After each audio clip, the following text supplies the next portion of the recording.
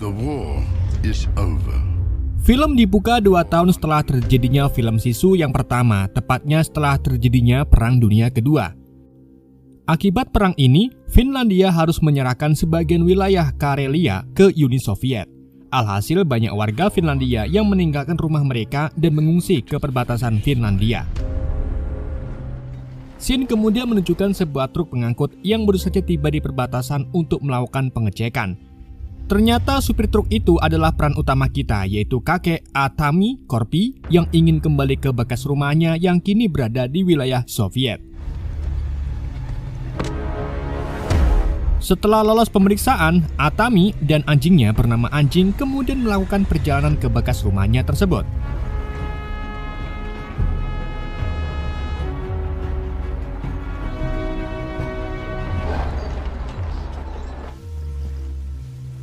Sesampainya di sana, Atami langsung merasa sedih yang sangat mendalam karena dulu istri dan kedua anak laki-lakinya terbantai oleh seorang komandan Soviet saat Perang Dunia terjadi.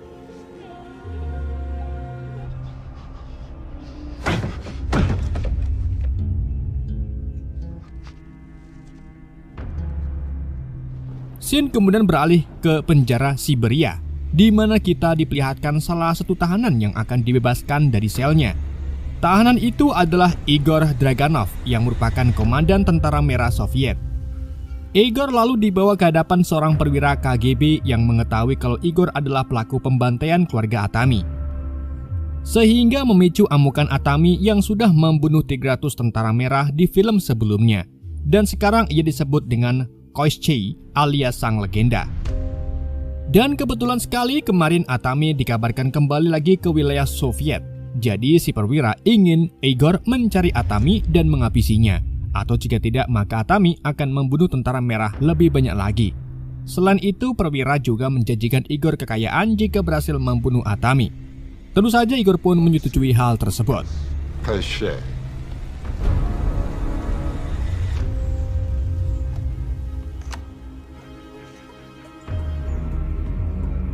Sementara Atami terlihat sedang mengambil kayu-kayu di rumahnya. Rencananya ia akan membangun rumah ini kembali di wilayah Finlandia. Atami lalu mengikat kayu-kayu itu di belakang truknya, sedang sisa runtuhan rumahnya dibakar.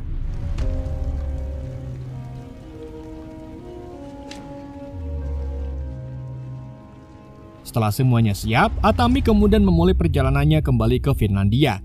Tapi tengah perjalanan, ia tiba-tiba dihentikan oleh 2 petugas yang meminta SIM serta identitasnya. Saat pemeriksaan sedang berlangsung, tiba-tiba salah satu mobil jeep juga muncul di belakang truk Atami yang ternyata itu adalah mobil milik Igor. Salah satu petugas kemudian memberikan SIM Atami ke Igor. Di saat itulah Atami sadar kalau para petugas itu tak akan membiarkannya pergi begitu saja. I think the legend that is all that is left from on. Igor lalu menyuruh salah satu anak buahnya untuk membakar truk tersebut dengan bom molotov.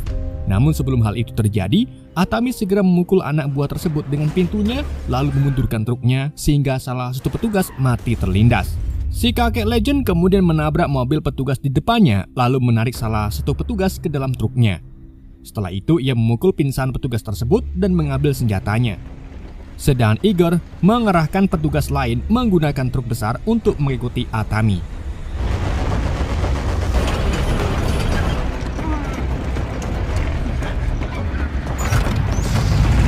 Sesampainya di ujung jalan, Atami menghentikan truknya lalu menyuruh petugas yang bersamanya agar lari ke depan sebagai umpan. Seketika petugas lain pun menembaki petugas tersebut karena berpikir itu adalah Atami.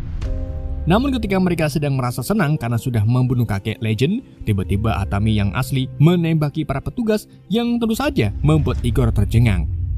Setelah itu kakek legend mengarahkan senjatanya ke mobil Igor. Igor pun meminta anak buahnya agar diam saja. Namun karena panik, ia malah bersiap untuk menembak. Alhasil kakek legend pun menembak pria di samping Igor itu tepat di kelapanya. Sedang Igor terlihat dia mematung sambil ngiler karena saking takutnya. Untung saja di situ Atami masih belum tahu kalau Igor lah yang membunuh keluarganya. Jadi Atami memilih untuk melanjutkan perjalanannya. Meski ketakutan bukan berarti Igor melepaskan kakek legend begitu saja. Ia lalu memanggil anak buah lainnya yang merupakan para pengendara motor untuk mengejar truk tersebut. Menyadari dirinya diikuti, kakek legend pun merubah rutenya menuju lintasan udara. Namun sayangnya, Igor dan keempat pengendara motor itu berhasil menemukan jalur yang baru saja si kakek legend ambil. Alhasil, kejar-kejaran pun kembali terjadi. Dalam pengejarannya, para pemotor terus mendekati truk si kakek dan menembak si kakek hingga terkena di bagian lengannya. Meskipun agak oleng sedikit, tapi si kakek mampu mengendalikan truknya kembali ke jalanan. Salah satu pemotor kemudian melompat ke truk dan menyerang Atami dengan tali derek. Untungnya si kakek legend bisa menghindarinya dengan membelokkan truknya hingga membuat si pemotor itu jatuh yang kemudian ditabrak oleh Igor.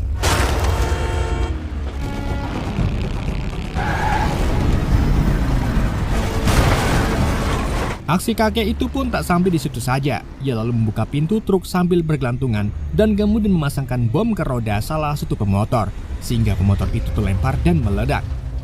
Si kakek legend lalu lanjut menangkap pemotor satu lagi dan mengikat kepalanya dengan tali derek, lalu terus menariknya hingga kepalanya terlepas. Kini semua pemotor tewas dibuat oleh Atami, jadi Igor pun marah dan melemparkan bom molotov yang akhirnya membakar kayu buatan Atami. Tentu saja kakek itu tak tinggal diam saja, ia lalu memasangkan bom di tubuh mayat si pemotor dan melemparkannya ke mobil Igor. Seketika bom pun meledakkan mobil Igor, sedang Igor berhasil berlindung di kabin belakang. Tak sampai di situ saja, selama kakek legend masih hidup, Igor terus mengejar si kakek sampai dapat. Jadi kali ini, ia mengerahkan pasukan udara dengan senjata lengkap untuk menangkap si kakek legend. Sementara itu, kakek legend mengendari truknya ke semak-semak untuk memadamkan api di muatan kayunya. Ia juga berhenti sejenak untuk memberikan anjingnya minum dan mengecek mesin truknya.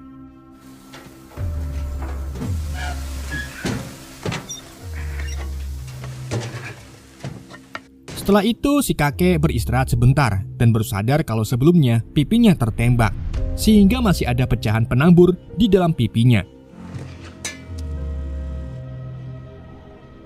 Tak lama kemudian, si kakek melihat dua pesawat yang terbang di atasnya.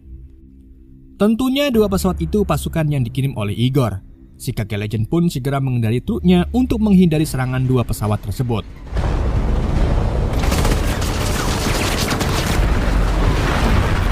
Bersamaan dengan itu, si kakek melihat gubuk di depannya, jadi ia masuk ke dalam gubuk itu untuk bersembunyi. Di dalam gubuk, si kakek menemukan papan kayu yang besar. Ia pun menggunakan papan tersebut untuk melindungi truk dan muatan kayunya. Sedang dua pesawat itu muncul dari atas, lalu menjatuhkan bom ke gubuk tersebut. Untung saja si kakek berhasil melarikan diri tepat sebelum gubuk itu dilahap oleh api. Karena terus dikejar, si kakek pun melaju ke dalam hutan yang kemudian diikuti oleh pesawat kedua tersebut.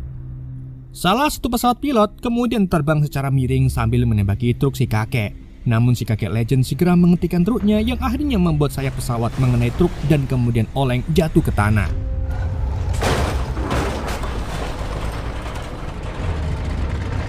Selang tak lama, Atami kembali berjalan sampai keluar hutan. Akan tapi sampai saat itu pesawat kedua belum mengejarnya juga. Jadi, Atami pun melanjutkan perjalanannya melewati sisi tebing yang di bawahnya ada lautan.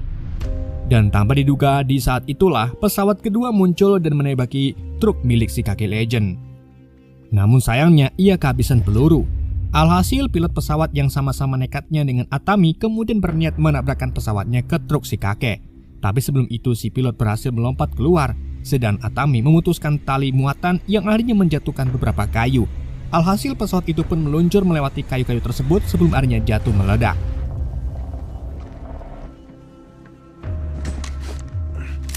Si kakek legend kemudian berjalan mendekati si pilot. Namun di waktu yang sama, tiba-tiba sebuah pesawat tempur yang lebih besar muncul dan menjatuhkan beberapa misil. Si kakek pun bergegas melajukan truknya dengan cepat. Tapi karena ledakan itu cukup besar, alhasil si kakek pun menjatuhkan truknya ke lautan. Saat masuk ke dalam air, si kakek segera membobol pintu truk agar dirinya dan anjingnya bisa keluar. Tapi si kakek tak begitu tega melihat kayu-kayu rumahnya tenggelam begitu saja. Jadi ia sebisa mungkin melepaskan tali yang mengikat kayu gelondongan tersebut. Dengan begitu kayu-kayu itu mengambang ke atas. Setelah itu si kakek berusaha berenang kembali ke permukaan. Namun ia terlalu lemas hingga tak sadarkan diri.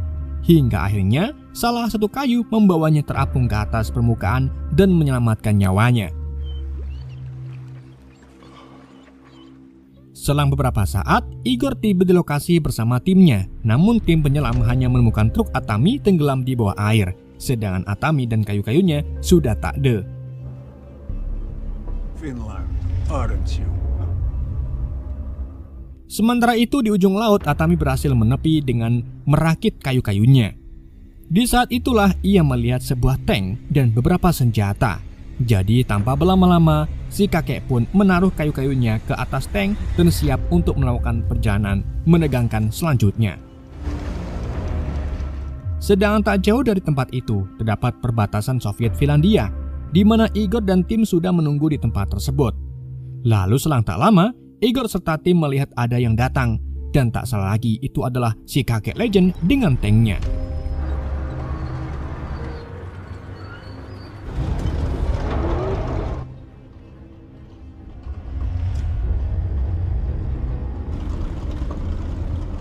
Si kakek kemudian menyalakan meriamnya dari mercon Singo. Setelah itu ia melaju kencang ke arah Igor dan timnya. Si kakek juga sudah memasang beberapa bom di belakang tank. Dan saat bom itu meledak, tank pun terlempar hingga melewati perbatasan dan mendarat di sisi Finlandia. Karena pendaratan keras itu, tapak tank si kakek pun terputus, sehingga membuat si kakek terjebak di dalamnya. Si kakek legend yang mulai kelelahan lalu melepas gagang pisau yang ia punya, lalu memasukkan pisau itu ke dalam kakinya. Setelah itu si kakek mengeluarkan anjingnya dari dalam tank yang kemudian lari menyeberangi perbatasan dengan selamat. Kemudian si kakek juga keluar dari dalam tanknya dengan keadaan yang sudah lemas. Melihat si kakek yang sudah lemas, Igor pun mendekatinya dan bersiap untuk membunuhnya. Tapi di saat yang sama, si perwira KGB datang dan menghentikan Igor karena ia ingin si kakek legend ditangkap secara hidup-hidup. Singkat cerita, si kakek lalu digantung di dalam gerbong kereta sambil dipukuli menggunakan besi panas hingga si kakek kehilangan banyak darah. Tak lama kemudian, Igor masuk dan mengatakan kalau ia sudah membunuh banyak wanita dan anak-anak sampai ia tak mengenali wajah mereka. Akan tetapi, Igor tidak akan pernah lupa dengan salah satu anak kecil yang berusaha menikam Igor saat ia mencoba membunuh ibu dan saudaranya. Tikaman itu tepat di samping mata Igor dan hampir membutakannya. Lalu saat Igor melihat kayu-kayu yang selama ini dibawa oleh Atami, Igor akhirnya ingat rumah anak kecil itu dan anak itu adalah putra dari Atami. Karena serangan anak itu, Igor pun akhirnya membunuh seluruh keluarga Atami dan memotong-motongnya menjadi beberapa bagian sebelum akhirnya diberi makan ke anjing liar. Mendengar kengerian itu, si kakek Atami pun menjadi semakin marah. Dan saat Igor pergi, si kakek mulai jungkir balik lalu sekuat tenaga membongkar gantungan talinya. Setelah berhasil melepas tali itu, dua penjaga mendengar suara gedebuk dari dalam.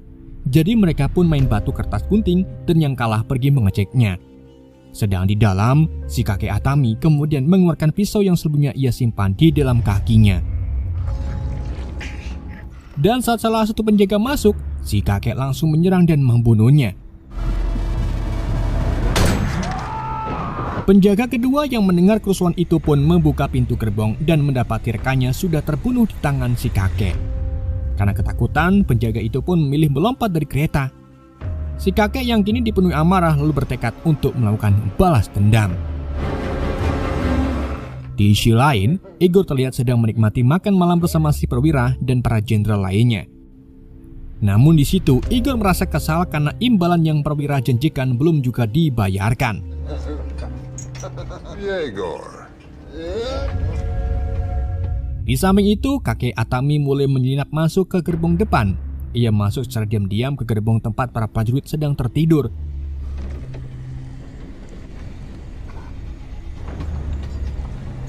Di saat itu juga, salah satu prajurit baru saja kembali dari buang air kecilnya dan melihat Atami berdiri di seberangnya. Dengan cepat, si kakek pun melemparkan kapak yang langsung menancap ke dalam mulut si prajurit tersebut. Si kakek lalu melanjutkan jalannya. Namun satu prajurit lain terbangun dan melihat Atami di depannya. Jadi si kakek pun langsung menikamnya hingga beberapa kali. Tak hanya itu saja, salah satu prajurit juga menjatuhkan botolnya hingga pecah, sehingga memaksa si kakek berjalan di atas pecahan botol tersebut. Si kakek juga terpaksa merangkak dengan punggungnya karena beberapa prajurit mulai terbangun. sampai akhirnya ia kembali bangun dan bergegas keluar dari gerbong tersebut. Lalu dikarenakan gerbong selanjutnya penuh dengan prajurit yang sedang masih terjaga, jadi si kakek pun berjalan di atap gerbong. Namun di tengah itu, batang besi menghantamnya hingga membuatnya jatuh ke dalam gerbong berisi para prajurit.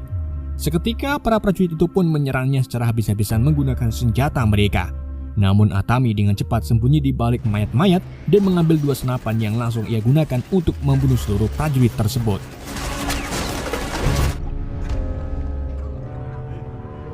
Suara tembakan itu pun terdengar oleh Igor. Jadi ia sengaja memisahkan gerbongnya dengan gerbong belakang, sehingga si kakek tak bisa mencapai ke tempatnya.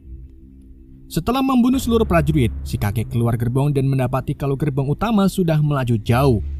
Di situ, si kakek lalu melihat sesuatu yang ditutupi oleh kain, dan saat ia membukanya, ternyata itu adalah sebuah rudal. Sementara itu, Igor kembali duduk bersama perwira dan jenderalnya.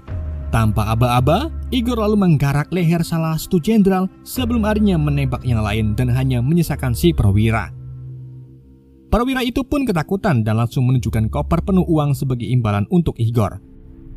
Namun sekarang Igor tidak menginginkannya lagi. Igor lalu menggunakan senapan yang lebih besar untuk membunuh si perwira. Dan setelah itu Igor baru bisa meneguk minumannya. Di sisi lain, 3 prajurit yang masih selamat kemudian keluar gerbong dan mendapati Atami sudah menyiapkan rudalnya untuk mengejar Igor. Si kakek legend pun melaju dengan kecepatan penuh, sampai-sampai getarannya pun terasa ke gerbong Igor.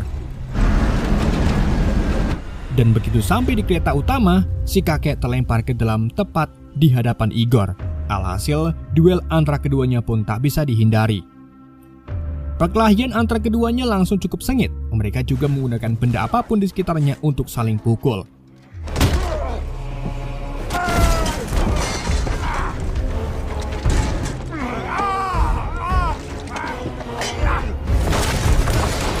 Igor lalu meraih sekop dan memukul Atami beberapa kali. Sampai akhirnya ia membawa Atami keluar gerbong.